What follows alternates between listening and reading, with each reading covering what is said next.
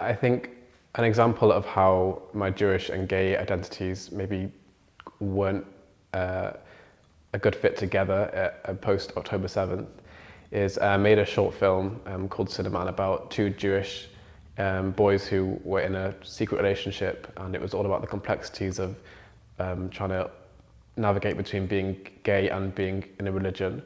And I'm part of a LGBTQ plus support group for people from all religions, and we were due to show my film to that group, which is sort of the perfect audience for that. Everyone there would have related to it.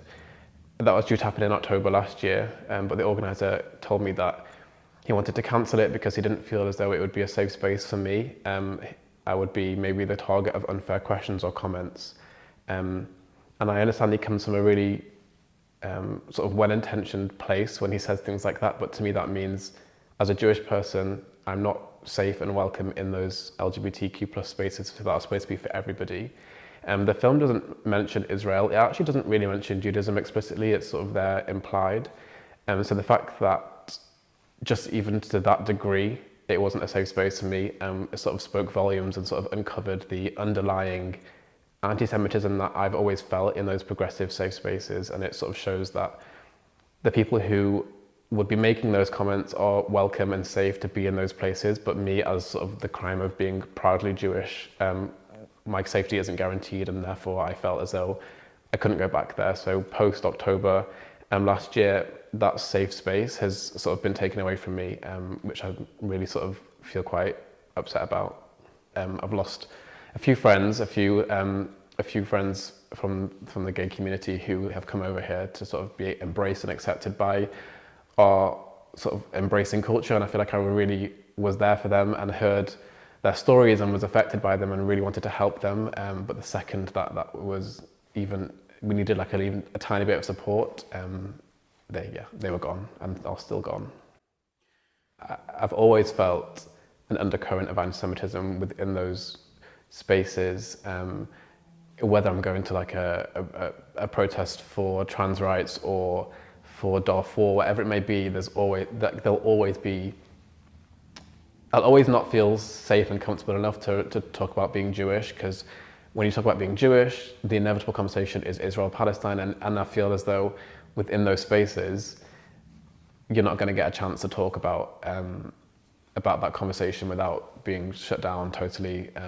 Everyone that I've come across in those spaces has one point of view and one point of view only, and that sort of makes you feel like you're always a little bit on the outside of those progressive spaces. And I think that what's happened in the past few months has really uncovered that and made a lot of Jewish people that I know, and myself included, feel as though, our fears came true. These people really didn't want us here. And yeah, it's really changed my mindset on sort of activism and sort of what I want to focus my energy on. I'm not ever gonna give up, but I think that the LGBTQ plus causes, as brilliant as they are, they have enough supporters. They have a very vocal and big sort of allyship. And the Jewish people, we don't have that. So I feel as though I'm needed the most in the Jewish side of things. And I think, I've been a practicing Jew my entire life. My entire family is Jewish and have been for generations. And obviously the persecution has been going on for hundreds of generations, thousands as well. So, I feel as though I've been forced to choose between my activism between the Jewish side and the gay side. And when push came to shove, that choice was really easy and will always be the same choice. I'll always pick Judaism.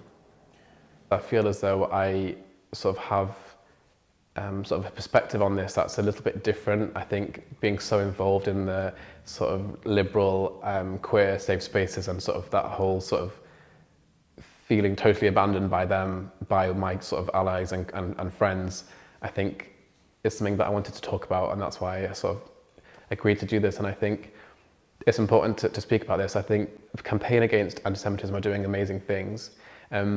Since October, I've actually been off all social media and haven't been on it since, which has been great. But I know that on social media, Campaign Against Antisemitism are sort of showing the world what's happening, particularly pockets of what's happening at these protests every week. And, I wanted to be part of that. I wanted to be part of the conversation. I think for me, this is sort of my new version of activism. you know, this is what I feel I can do now. I don't feel comfortable and safe going to the places I used to go to, and it's sort of been inferred that I'm not welcome there anymore. So I think I'm seeking out opportunities to support the Jewish people as vocally as I can.